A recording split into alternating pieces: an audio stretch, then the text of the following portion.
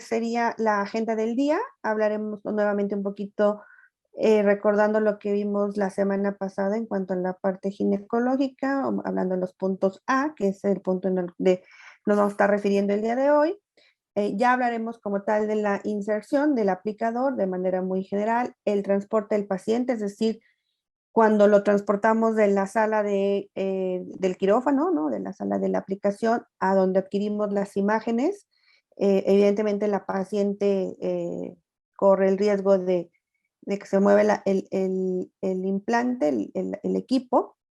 Otra de las partes, hablaremos de las imágenes. Las imágenes obviamente son muy importantes porque de ellas depende la colocación y la reconstrucción de la digitalización de los aplicadores, que también hablaremos de ello.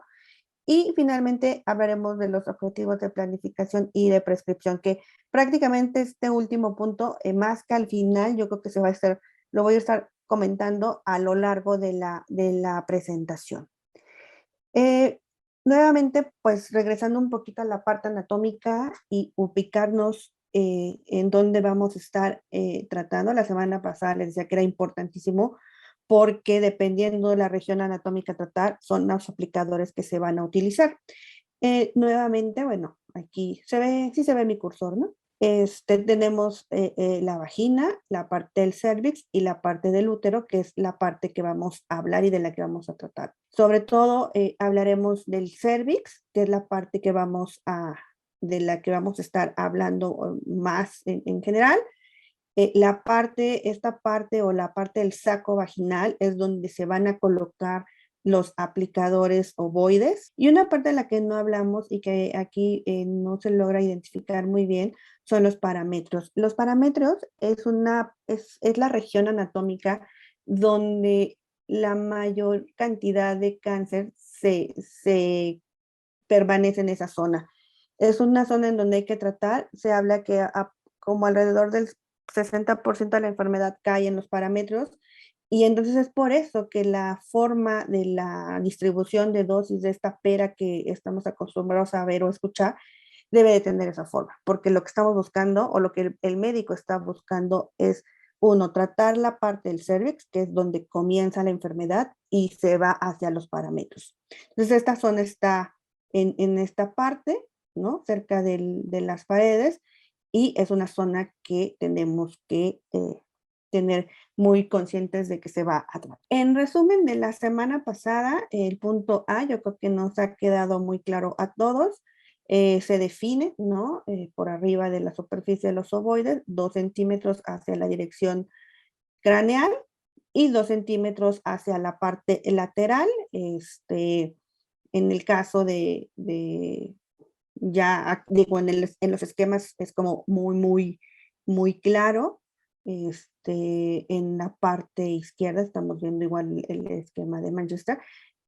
Muchas veces ya en el momento de la aplicación y de la imagen, pues no se logran en algunas ocasiones identificar con muchísima precisión la superficie de los ovoides, pero lo que es cierto es que la sonda, ¿no? La última posición de la sonda tiene que coincidir con la base del cervix. Y entonces también podría ser otro punto de referencia, que también vamos a hablar de un aditamento que trae el equipo, el tándem, que nos permite identificar también. Entonces, creo que aquí no hay dudas, ya nos ha quedado claro de igual, son imágenes que utilizamos la semana pasada. Tenemos los aplicadores, el del lado izquierdo es de la marca Electa, el del lado derecho de la marca Varian.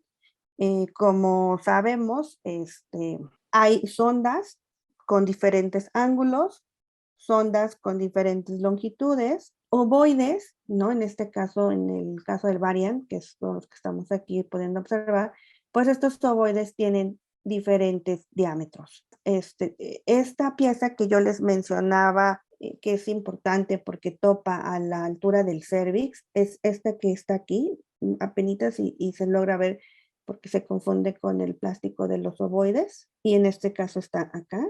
Nosotros la conocemos como arandela, aquí no sé, en algunos países a lo mejor tenga otro nombre. En mi caso, nosotros le llamamos arandela. Entonces, como podrán ver, esta arandela, digamos, va a ser el tope de la longitud del útero.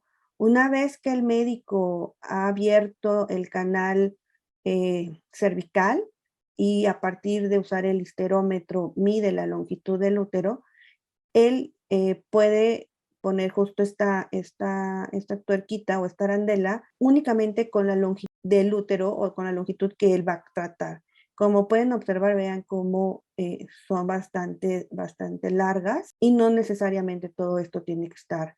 Hay diferentes ángulos que también dependerá del útero del paciente y bueno, estos dispositivos, tanto los ovoides como la sonda, se van en conjunto. Aquí tenemos estos arreglos, ¿no? En donde, bueno, primero se coloca la sonda y posteriormente se colocan los ovoides. Aquí tiene un mecanismo que, digamos, uno se encima sobre el otro, ¿no? Y se atornilla con estas perillas, que lo que hace es que obviamente el aplicador, los aplicadores queden en un solo conjunto, como una sola unidad, y esta parte del inferior lo que nos va a permitir es abrir un ángulo para separarlo en la parte ya del saco vaginal. Entonces, si está muy cerradito, bueno, es que no es necesario abrir este abanico, ¿no? De acuerdo esto totalmente depende de la anatomía de la paciente. Entonces puede que se abra o se cierre dependiendo lo que el médico quiera. Entonces, bueno, esto es en general el resumen del aplicador. Recordemos que hay aplicadores que se pueden meter al equipo de resonancia, algunos no, como este que se muestra del lado izquierdo, y eso pues nos tiene que quedar muy claro tanto al médico como al físico al momento de aplicar y al momento de utilizarlo para la adquisición de las imágenes. Esta, bueno, pues es la famosa pera, ¿no? La que ya conocemos. Con este arreglo de ovoides y sonda, la distribución que tenemos que obtener es una pera, o la forma de una pera, ¿no? Siempre. Si algo, por alguna razón, bueno, en realidad, si por alguna razón no obtenemos esta distribución, después de hacer, digamos, una primera evaluación o una primera corrida, es como nuestra primera señal de alarma, ¿no? Algo está mal. Y eso nos ha pasado. A mí me ha tocado que de repente se me olvida poner en la posición de la fuente de algún ovoide y entonces la curva chueca y entonces algo pasó, revisas, ¿no? Y no le puse. O le puse posición y no le puse tiempos, ¿no? Entonces, esa es como la primera señal de que estamos haciendo las cosas correctas. Ya después evaluaremos y analizaremos si la curva cumple o no cumple con los parámetros que el médico nos está pidiendo, pero de una primera vista, ¿no? De una primera revisión, pues eso sería lo que tendríamos. Quizás una más gordita, una más delgadita por el diámetro de los ovoides, ¿no?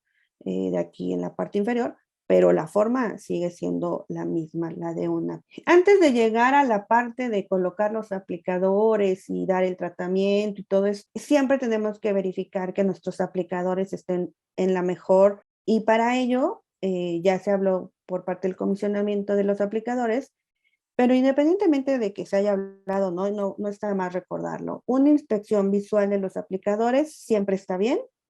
Hay veces que por el gran uso se llegan a desgastar y pueden tener a lo mejor alguna fisura, algún desgaste, ¿no?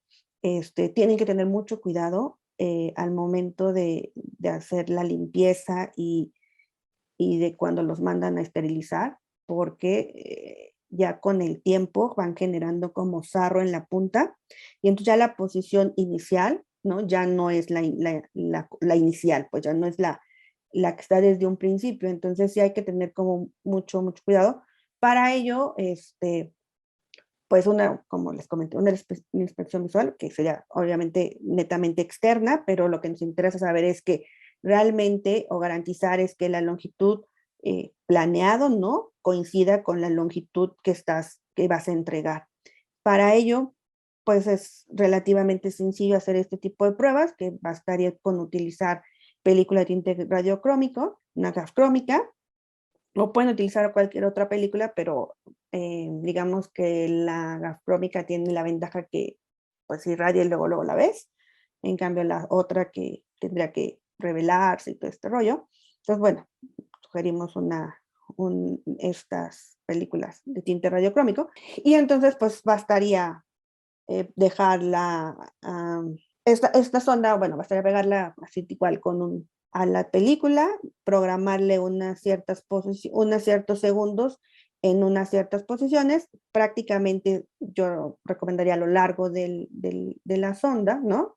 Unos 10-15 segundos para que tinte la película y ya hacer la comparación. Obviamente esto se hace tanto para la sonda como para los ovoides. Los ovoides tendrían que ir nosotros le llamamos el capuchón, ¿no? Sin la esferita, ¿no? Solo nos interesa saber la parte metálica y verificar si realmente la longitud planeada coincide con la longitud entregada. Ya lo han visto, si está correcto, y de verificar que nuestros aplicadores están funcionando correctamente antes de colocarlo, porque una vez que ya está dentro de la paciente, pues ya no hay vuelta de otra. ¿Cómo se hace la inserción? Una vez que la paciente ya la semana pasada vimos como un flujo de trabajo muy general, ¿no? Entonces, una vez que la paciente llega y que ya ha sido evaluada y que está los datos correctos y todo este rollo, la paciente, bueno, se coloca en una posición ginecológica y el médico empieza con el procedimiento.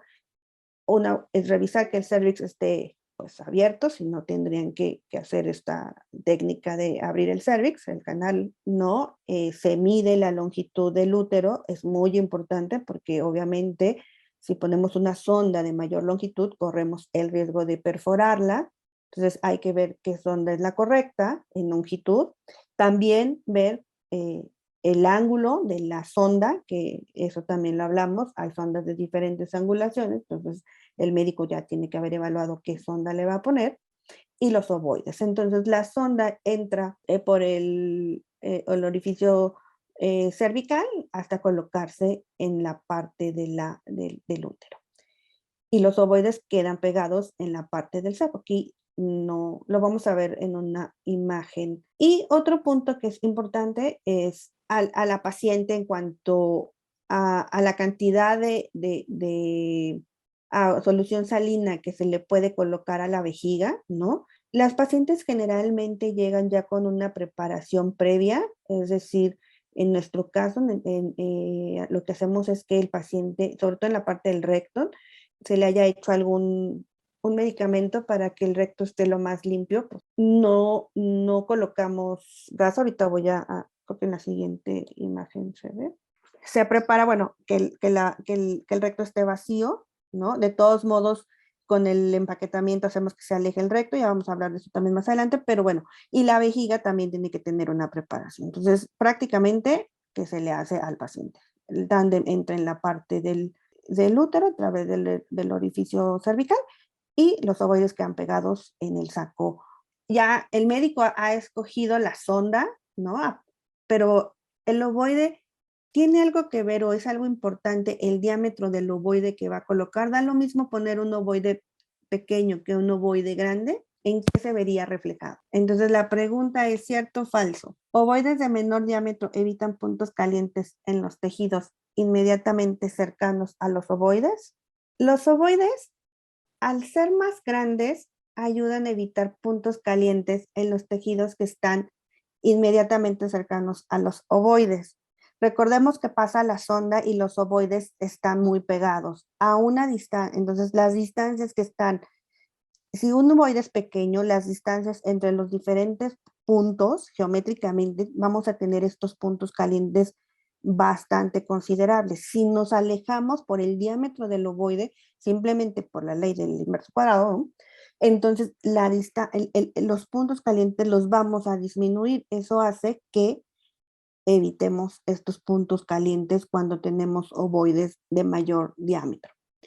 Y también al aumentar el diámetro del ovoide, hacemos que la curva se haga un poco más, digamos, más ancha. De esta manera, ¿se acuerdan que yo les hablé al principio de los parámetros? De esta manera también estamos forzando, haciendo que la curva se haga más amplia y entonces la zona de los parámetros, que es la zona que al médico le interesa tratar, porque es en donde su mayoría existe la enfermedad, se pueda cubrir. Es por eso que mientras los ovoides sean más grandes, tenemos estas ventajas. Ahora, y otra cuestión es que no siempre a todas las pacientes les quedan los ovoides más grandes. Ajá, entonces la selección del ovoide depende netamente de la anatomía, pero siempre buscando que el ovoide que le quede al paciente sea el de mayor diámetro y además el médico tiene que asegurarnos y asegurarse que estos ovoides queden completamente pegados a la superficie del saco vaginal, porque no necesitamos, necesitamos que no haya gap de aire, ¿no? Entonces tiene que ser lo más grande, que queden bien ajustados a la paciente y, y de esta manera nos estamos asegurando tanto de cubrir el área a tratar, ¿no? El área de mayor recurrencia, como a disminuir estos puntos calientes que se puedan generar. Esta es una imagen en donde estamos viendo ya la sonda intrauterina colocada. Si se pueden observar, bueno, ya teniendo un poquito de información anatómica, esto que se ve aquí es el útero. Entonces la sonda sí está dentro del útero. Primer paso que tenemos que verificar que la sonda esté dentro del útero. Estamos viendo esta parte en color rojo, es la que el médico pintó como el volumen de alto riesgo. Este que está aquí en color amarillo es nuestra vejiga. Lo que está pintado en color café es nuestro recto, es el recto. Y esta de aquí es algo que yo les comentaba de la arandela, bueno, que la arandela es el tope, ¿no? También de que la sonda no se nos vaya a ir más arriba, ¿no? Y también lleguemos a perforar, y que llega justo al tope del cervix, es este recuadrito blanco. Entonces, esto nos da una idea también de dónde termina digamos, el cervix, ¿no? La parte del útero, perdón, la parte de la vagina y se une con el cervix.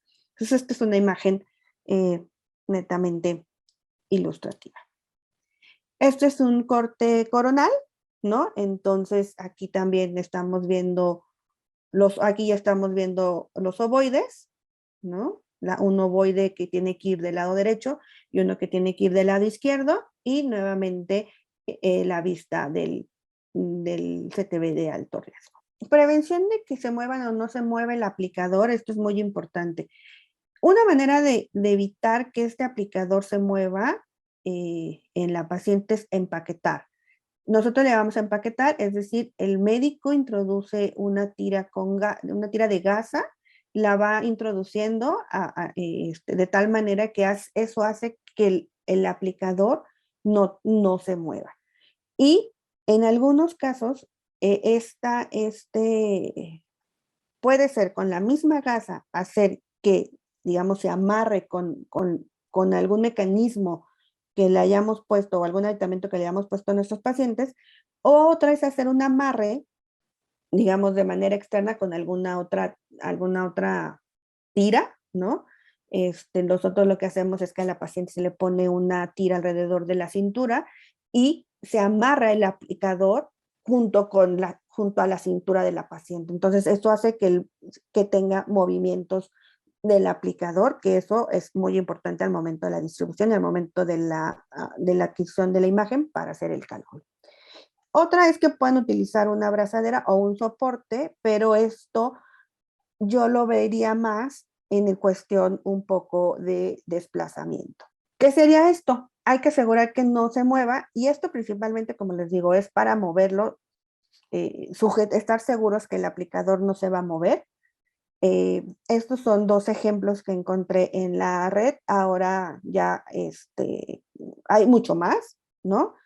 Y nosotros tenemos uno parecido al de la parte inferior. Si se fijan, es un brazo, el cual se sujeta, ¿no? Al soporte o a la dictadura, en este caso es un cilindro, ¿no? Al soporte del cilindro, y aquí, bueno, se sujeta al tándem. Entonces, de esa manera aseguramos totalmente que no va a haber movimiento de nuestro arreglo sonda ovoides. Bueno, otro de las partes aquí que hablan era igual de empaquetar. Evidentemente, al empaquetar, lo que estamos alejando, como aquí podemos observar, es el recto. El empaquetar no solamente, como les comentaba, no solamente tiene la función de dejar fijo el dispositivo, sino que además nos permite separar el recto, sobre todo el recto, de la cercanía de nuestro sistema. Eso hace que, evidentemente, la distribución de dosis o la dosis que pueda recibir el recto sea menor mientras más alejado esté. Algunas veces, la semana pasada vimos que algunos dispositivos tienen un retractor rectal, eso también nos puede funcionar, pero sí, de todos modos es necesario colocar la gasa para que el aplicador o el aplicador. Entonces, una vez que ya colocaron al paciente, el aplicador, ya lo preparamos en el sentido de que tenga la vejiga con los mililitros adecuados, el recto ya le pusieron la gasa, la paciente está lista para irse a tomar una imagen radiográfica, ya sea una arco en C o una imagen tomográfica. La mayoría de los centros, no sé, ustedes a lo mejor en sus centros su equipo de tomografía está, o su equipo de resonador está prácticamente al lado de la sala o del quirófano, ¿no? Entonces, donde el desplazamiento es mínimo, ¿no? Pues está fabuloso porque sabes que no vas a tener tanto movimiento en nuestros aplicadores. Sin embargo, en el caso de nosotros, nuestro tomógrafo no está en la misma región, ¿no? O en el mismo piso, hay que trasladarla. Entonces, para ello existen varios mecanismos. Uno es utilizar una mesa como de este estilo, tipo, en algunos casos mencionaba en la bibliografía que podían utilizar, por ejemplo, también un colchón así de vacío, pero yo creo que no es tan práctico sí se podrá no mover la paciente, pero pues tendrán que asegurar que no se va a mover el aplicador, ¿no? Si lo tienen que mover. La opción que nosotros tenemos, ¿no? Es que, o lo que hicimos, adaptamos esta mesa, esta de aquí, le hicimos aquí un pequeño hueco, de tal manera, voy a regresarme, que esta base entra aquí, ¿no? Entonces, aunque trasladas a la paciente, pero ya lleva el soporte, lo fijamos y la paciente ya corre menos riesgo, uno, de que se perfore durante estos movimientos, porque tenemos que tener en cuenta eso, ¿no? Al mover, bueno, existe la posibilidad de que el paciente se pueda perforar. Dos, pues ya es fijarlo. Obviamente esto tiene que estar fijado antes de la adquisición de la imagen y tenemos que pasar a la paciente pues con mucho cuidado. Entonces ahí cada quien puede tener alguna opción de transporte, pero nosotros esa fue la que hicimos y nos ha funcionado. En cuanto a la adquisición de las imágenes, es muy importante solamente tomar la imagen, la tomografía computarizada de la zona pélvica, de la zona a tratar, no hay que hacer una tomografía de área que no vamos a utilizar, pero sí es importante tener un grosor de adquisición. Debe de ser no más a 2.5 milímetros. Nosotros usamos usamos 2 y con eso basta. Con eso es suficiente para que el médico pueda hacer eh, pintar los órganos de riesgo, ¿no? Dibujar los órganos de riesgo, la zona a tratar, y nosotros podamos visualizar bien los sistemas, los aplicadores. Entonces, eso es importante. La parte de la digitalización del tándem y de los ovoides, hay que usar las 3 vistas. En mi experiencia y en experiencia de otros colegas, esto se hace y se obtiene con la práctica diaria. Y si es, obviamente, si ustedes están empezando con esto, de verdad, esto es ejercicio. Lo tienen que practicar una y otra y otra y otra vez hasta que les quede y ustedes queden completamente convencidos que esa es la opción. Entonces, yo les voy a dar una sugerencia ¿no? No es que así se tenga que hacer, son recomendaciones. Ustedes encontrarán la mejor estrategia o la mejor opción, que luego, como dice aquí, lo podrán utilizar a lo mejor como una receta, pero esto solamente se hace con la práctica. De verdad, compañeros, a mí me costó bastante, bastante cuando pasamos de 2D a 3D. Era muy difícil colocar los aplicadores. Y cada uno de los físicos que estamos ahí tenemos diferentes estrategias. A lo mejor unos empiezan con el corte coronal, otros con el sagital. Obviamente, pues todos verificamos que queden bien los aplicadores, que ese es el objetivo, ¿no? Pero no hay una receta como tal que yo les pueda decir, así se tiene que hacer, no la hay. Entonces, lamento desilusionarlos, pero esto es de práctica, literal. Una vez que practiquen y practiquen y practiquen, ya lo van a poder hacer muy rápido y de forma precisa. Entonces, esta es una imagen de un sistema de planeación convencional, ¿no? En donde tenemos una imagen axial, una imagen coronal y una imagen sagital. En los tres planos, y bueno, esta es la volumétrica, y se tiene que jugar con los tres planos, no hay de otra. Siempre hay que estar viendo los tres planos para cada uno de los aplicadores, tanto para la sonda como para los ovoides. Esta es la pequeña receta, ¿no?, que les podemos compartir en cuanto a colocar el tándem. Hay que identificar bien la sonda. Para ello hay que desplazar los cortes axiales hacia arriba, hacia abajo, y hay que hacer que la sonda quede totalmente recta. Para ello, si hay alguna rotación o si hay si la imagen tomográfica está rotada, ¿no? Entonces hay que acomodarla de tal manera que lo puedan ver en una sola dirección. Entonces, pues bueno, aquí por eso está atento a las rotaciones del tándem, corrija cualquier rotación de manera. Pues ya revisaste que el axial esté totalmente recto, ¿no? Que no tenga rotación. Ahora te vas al plano coronal.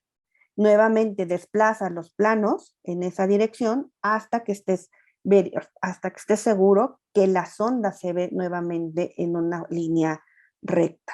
Ajá. Y nuevamente es estar moviendo los cortes de manera continua y seguida y hacer las rotaciones. Y lo mismo pasa en el plano sagital. Por eso es que uno no está separado del otro. Siempre hay que estar viendo las tres vistas, de tal manera que tú puedas ver que lo que estás colocando en un plano se refleje en el otro. Por eso es que aquí, en este plano sagital, después de haberlo colocado en los otros dos planos, podemos ver que la posición de la fuente realmente está cayendo en el aplicador que estamos utilizando. ¿Qué pasa con los ovoides? Es exactamente lo mismo. Hay que correr el plano axial, de tal manera que también los corrijas la rotación de los ovoides y te quede completamente vertical. Lo mismo en el plano coronal, hay que corregir todas las rotaciones, desplazar las imágenes de tal manera que el ovoide se vea completamente derecho. Aquí no sé qué pasó, pero yo creo que me quité la imagen, aquí está, perdón. Y lo mismo en el plano sagital, ¿no? Hay que verificar que esto esté.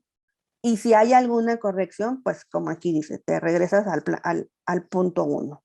Les comento nuevamente, esto es una sugerencia. Cada uno de ustedes puede empezar por el plano sagital, coronal, y eso se los va a dar la práctica. Lo mismo hay que hacer con el ovoide izquierdo, de tal manera que es igual, rotar en la imagen, hacer que te quede horizontal o vertical, dependiendo del plano, bueno, vertical en el plano en el que estemos, ¿no? Que se vea totalmente derechito.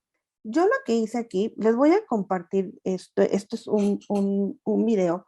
Nosotros, por lo menos en el instituto, los sistemas ya vienen precargados los aplicadores. Sin embargo, a pesar de que vienen estos sistemas ya precargados, colocarlos es lo mismo. Es la misma situación. Es movernos en todos los planos, colocarlo en la posición correcta y eso lo vas a identificar solamente al ver los 3 planos en conjunto. Entonces les voy a compartir este video que lo hice hace ya algún tiempecillo. Ajá. Perdón si se escucha aquí mi perrito ladrando. No tiene audio, no sé si me escuchan. ¿Sí me escuchan? Ok. Entonces lo que les comentaba, miren, aquí le voy a parar un poquito, me voy a ir un poco lento en esta. Creo que es un poquito más ilustrativo que el texto como tal. Aquí tenemos los 3 planos, ¿no? Nuevamente, ya el médico ha pintado el recto, la vejiga y todos los órganos de riesgo. Y entonces tenemos una sonda y tenemos unos ovoides colocados. El paciente, si se fijan, está ligeramente rotado. Lo que hicimos también es, déjenme, voy a regresar un poquito. Bueno, creo que otra vez. Uno, la imagen está alejada, entonces procuren siempre tener la imagen donde ustedes puedan verla, ¿no? Eso es paso número 1. Entonces, bueno, ya la ampliamos, verificamos, ponemos, vean cómo estamos colocando las reglas, ¿no? Para poder ubicar cada uno de los aplicadores. Comenzamos, o comienzo yo, casi siempre por los ovoides. La sonda la dejo al final. Esto es lo que yo les comentaba. Los sistemas, en el caso de Eclipse o de Variant, te cargan, ya vienen precargados los aplicadores. Si se pueden observar, están los Fletcher con los diferentes ángulos y los ovoides, ¿no? Con los diferentes diámetros, tanto derecho como izquierdo. Entonces ya de esta librería uno selecciona el ovoide que vas a ocupar. El sistema te pide qué equipo es el que tienes y te los habilita. Si se fijan, el ovoide lo pone como quiere el sistema. Entonces uno tiene que acomodarlo. Esto es lo que yo les decía. Aquí yo generalmente tengo que tener seleccionada el corte axial para que me ponga el aplicador de esta forma y luego yo lo pueda manipular. Otros de mis compañeros seleccionan de otra forma, ¿no? Entonces, es lo que les digo. Esto es como ustedes se vayan acoplando. Entonces, bueno, ya tenemos aquí arriba unas opciones para girar. Observen cómo estamos girando y cómo cambia la proyección. Entonces, a eso es lo que les digo. Siempre se tienen que ver los 3 planos. Siempre, siempre se tiene que buscar los movimientos en los 3 planos. ¿Ok? Entonces, aquí lo estamos acomodando. Verificamos hacia los cortes hacia arriba, hacia abajo, ¿no? Los cortes sagitales, coronales, aquí estamos revisando en la parte sagital, ¿no? Entonces, lo que estamos viendo es que, bueno, este aplicador aparentemente ya se colocó de manera correcta. Ahora nos vamos, vean cómo me estoy moviendo a otro plano. En este otro plano estoy haciendo que coincida ahora el ovoide del lado izquierdo. Nuevamente abro la librería y me vuelve a aparecer el aplicador del lado como él quiere, ¿no? Lo vuelvo a girar. Entonces, nuevamente, es lo que les he mencionado en reiteradas ocasiones. Y ahí todavía no está como al 100, se vuelve a corregir en angulación. El último aplicador que nosotros ponemos es la sonda. Bueno, que yo pongo es la sonda, que sería aquí, ¿no? Otra vez. Se mueve uno al plano de donde puedo ubicar mejor la sonda intrauterina.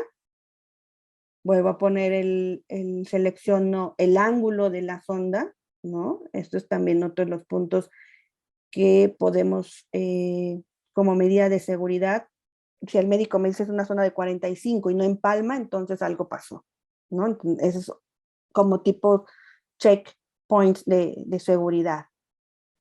Nuevamente, la volvemos a colocar, ¿no? A centrar y verificamos en los otros planos. Si pueden observar en la parte izquierda, en este corte que se está moviendo, pues la sonda todavía no está en la mejor posición. Entonces se vuelve a corregir y así sucesivamente, hasta que ya se ve que coincida con las proyecciones.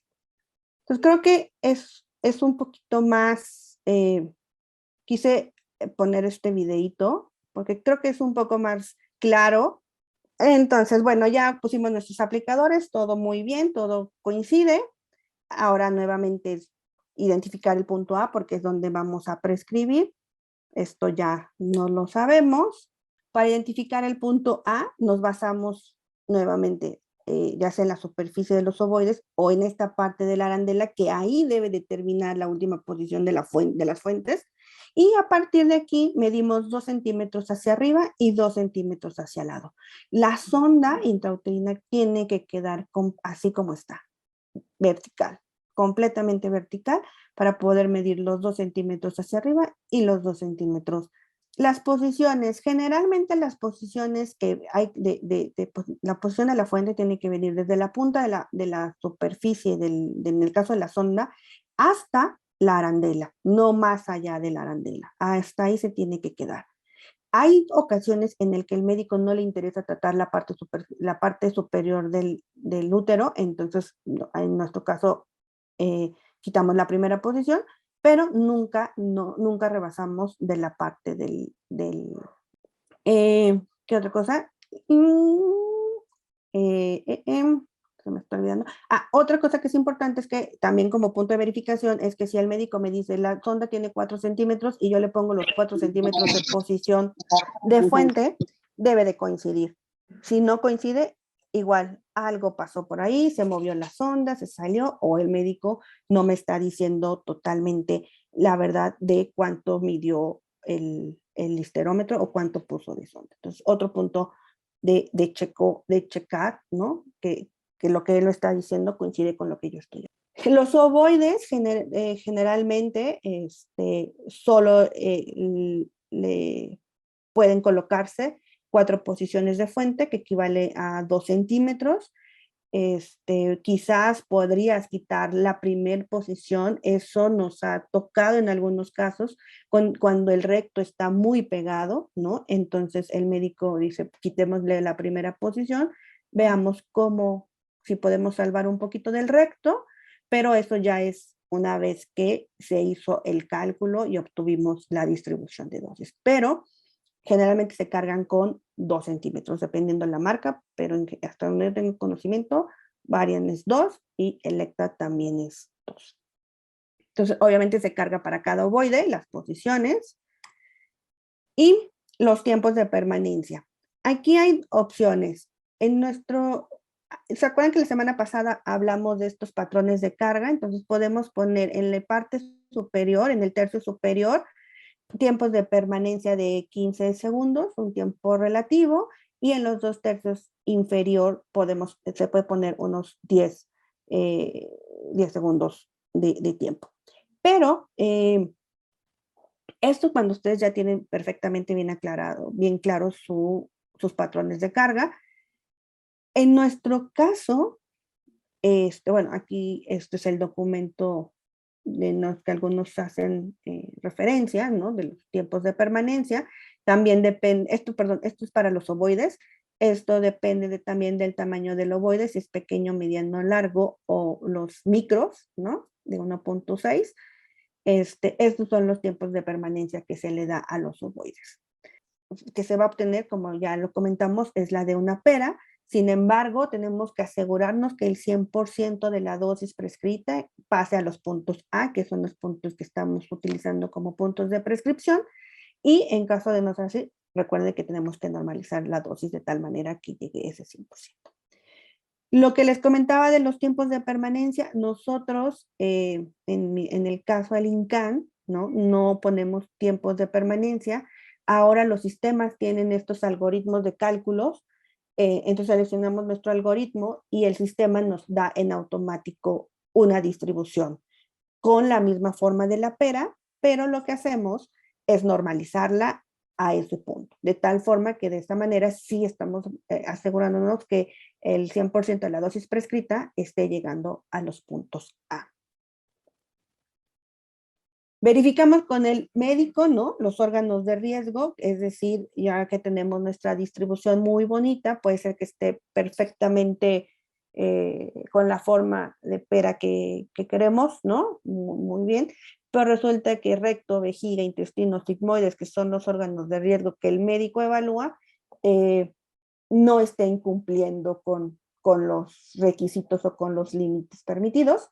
Entonces, en algunos casos, bueno, llegamos a hacer algunos arreglos o algunos ajustes en la distribución sin perder la forma como tal, pero asegurándonos que estos órganos de riesgo cumplan con sus límites permitidos. Aquí, bueno, estamos viendo que la sonda es un poquito más corta y la pera está más acá. Seguramente perdón, el volumen está un poco más corto, la sonda está un poquito más acá, pero seguramente es porque el médico así lo pidió, ¿no? Que llegara un poquito más a la parte superior.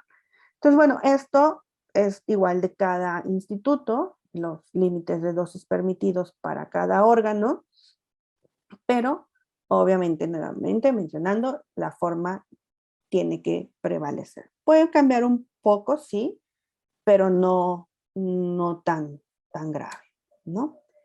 Se puede hacer una verificación independiente de lo calculado, ¿no? Con lo calculado con el sistema de planeación, y uno puede hacer una verificación de manera independiente utilizando las posiciones de la fuente, teniendo una hoja de cálculo y basándonos en el TG43. Y una vez que la dosis calculada y la proporcionada por el sistema de planeación con el calculado a mano, por llamarlo de esta manera, coinciden, pues estamos en la posibilidad de dar tratamiento nuevamente, siempre y cuando el plan ya haya sido aprobado por el médico y en nuestro caso, que los límites de dosis para sus órganos de riesgo hayan cumplido con los niveles o los límites establecidos.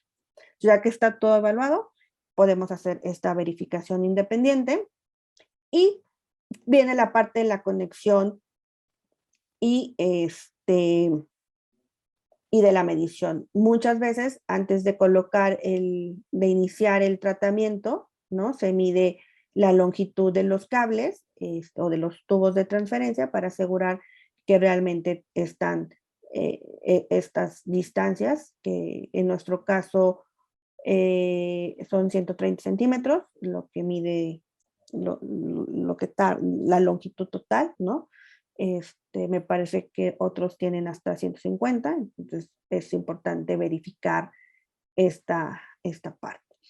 Y algo que es importante verificar es también la conexión. Cuando uno coloca los aplicadores en el sistema de planeación, antes de hacer la medida, uno tiene la posibilidad o la opción de seleccionar en qué canal va a salir la sonda, ¿no? ¿Qué canal va a corresponder a la sonda y cuáles van a corresponder a los ovoides? Es muy fácil confundirnos y, y esto, bueno, puede traer un error grave tanto en la distribución de la dosis que le damos, sobre todo, ¿no? Porque pues, no estaríamos en el punto o en la sonda correcta, ¿no? Por lo tanto, la distribución no sería la que calculamos. Entonces, sí tener mucho cuidado y mucha atención al momento de colocar nuestros aplicadores en el momento de la digitalización, de tal manera que una vez que uno ya aprobó, se verificó y todo este procedimiento previo, entonces ahora sí revisemos la parte de un check, ¿no? Un checklist, se puede decir, antes de iniciar. Verificar que, perdón, porque recordemos que una vez que ya el plan está aprobado por el médico, este plan que está en el software, ¿no? De la computadora de planeación se tiene que mandar al equipo de tratamiento. Entonces, obviamente, puede ser que por alguna razón, ¿no? No se transfiera de manera correcta o no transfiere el plan correcto, sobre todo en nuestro caso, por ejemplo, que tenemos muchos pacientes, pues a lo mejor yo pasé el de un paciente en lugar de otro y no me di cuenta. Entonces, siempre hay que hacer un chequeo de seguridad. Lo mínimo que tenemos que checar es el nombre del paciente, que las posiciones o los tiempos de permanencia que me está dando el sistema de planeación sean los mismos que está dando el sistema, que el que va a dar el sistema de tratamiento. que los canales, ¿no? Que los canales de conexión, ¿no? Correspondan a los mismos del plan tratado con el plan, del plan calculado con el plan que se va a dar, ¿no? Sean los mismos, este, una vez que ya está, bueno, uno tiene que verificar, no sé en sus países, ¿no? Pero puede ser en nuestro caso, nos ayuda mucho el técnico conecta los catéteres, o sí, los catéteres al rotor del afterloader. Puede decirle el canal 1 va a ir en el colpo derecho, el canal 2 va a ir en el colpo izquierdo, el canal 3 va a ir en la sonda intrauterina. Entonces no podemos confiarnos tampoco que el técnico lo hizo correctamente. Entonces con la hoja que nos da el plan, el equipo que va a dar el tratamiento, entramos a la sala y verificamos que las conexiones estén correctas. Nuevamente verificamos que la habitación esté despejada. Estamos en posibilidad de dar el... Aquí es una pregunta que qué pasa si el aplicador se mueve entre ya el momento de dar el tratamiento. ¿Alguien me puede decir qué hacemos en esos casos? ¿O qué podrían hacer en esos casos? Bueno, pasa que si esto sucede, no hay manera. Por eso es que es tan importante el sistema de fijación. El sistema de fijación, una vez que el sistema se ha fijado, se fija tan bien, o se debe de fijar tan bien, de tal manera que nos aseguremos que durante la adquisición de la imagen tomográfica y al momento que vamos a dar, entonces no hay manera de saberlo, ¿ok? Eso, por eso, como les vuelvo a reiterar, es muy importante fijar bien nuestro sistema antes de adquirir las imágenes hasta que se da el tratamiento. A lo que les decía, hay que tener mucha precisión en la conexión, ¿no? Estar completamente seguros que los tubos de transferencia, ¿no? Estén conectados donde deben de estar conectados, porque evidentemente las consecuencias en la distribución de dosis. Y finalmente, para concluir, pues tenemos que identificar claramente el punto A como un punto de prescripción de la dosis, en este caso, contar, ¿no? Es muy importante contar con un sistema de fijación de los aplicadores, obtener imágenes tomográficas con cortes adecuados y sin artefactos. Esa es otra parte muy importante que no mencioné con anterioridad, pero creo que lo mencioné en la clase anterior. Siempre es importante que nuestras imágenes no tengan artefactos o sean lo menos posibles. Una algunas gasas tienen este medio, ¿no? Que puede generar artefactos en el momento del empaquetamiento. En nuestro caso no tenemos ese tipo de gases, entonces no sufrimos con, con estos, con estos artefactos producto de la gasa del empaquetamiento. Se tiene que conseguir mediante la práctica el mejor sistema de digitalización. Ese solamente ustedes lo van a tener. Y eso se va a hacer, como les comento, eso se va a hacer con la práctica. Y recomendación, no se desesperen. Así es. Yo sé que luego está el paciente, tienen varios pacientes, en nuestro caso era demasiado estresante porque teníamos 5 o 6 pacientes en un día y teníamos que hacer esto y nos costaba mucho trabajo al principio. Entonces, yo les recomiendo, si van a empezar, ¿no? En esta práctica, no tener tantos pacientes, no tratar tantos pacientes y sí dedicarles un muy buen tiempo a encontrar este sistema de digitalización de aplicadores que mejor les convenga y les sea lo mejor o lo más útil, ¿no? Siempre hay que trabajar con el médico, era lo que yo les comenté la semana pasada. El médico y el físico tienen que tener una comunicación extremadamente buena. ¿Por qué? Porque aunque el médico nos da las condiciones, digamos, las indicaciones de cómo va a ser el tratamiento, qué aplicador va a poner, qué colpos va a poner, qué dosis va a prescribir, qué límites están permitidos, ya con la práctica hace uno una sinergia con el médico y ya sabe uno lo que está pensando el médico. Pero hay veces que no es tanto así. Y a lo que yo les decía, si el médico por alguna razón me puso sonda de 45, yo al momento de digitalizar la sonda de 45 no queda, haga como le haga, entonces a eso voy, ¿no? A ver, doctor, resulta que no me queda, le queda la sonda de 30. Puso la de 30, podría checar, lo mismo los ovoides, ¿no? O, o la longitud. Doctor, usted me dijo que tenía 5 centímetros de esterometría. Si yo le pongo 5 centímetros de fuente, las fuentes me quedan o cortas o largas, no sé, ¿no? Ah, ok.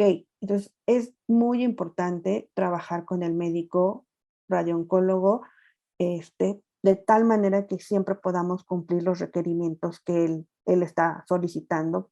Y esto también es una recomendación, la puse hasta en mayúsculas, ¿no? Siempre antes de iniciar un tratamiento, siempre hay que hacer una revisión de seguridad. Yo mencioné ahorita algunas, que creo que son las más importantes, pero siempre comparar sistema de planeación, o sea, verificar las dosis, ¿no? Que es con esta hojita de Excel. 2, verificar que el sistema de planeación al momento de mandarlo al sistema de tratamiento no haya o no genere una mala información, que sea el paciente el adecuado, que sea la dosis la que estamos prescribiendo, que no haya algún error. Más, les digo, sobre todo cuando son centros que van a tener una alta demanda. Siempre es importante revisar todo, por muy pequeño o insignificante o porque ya con la rutina se hace insignificante, nunca dejarlo pasar, siempre revisar todos estos puntos de seguridad por el bien, ¿no? de la paciente.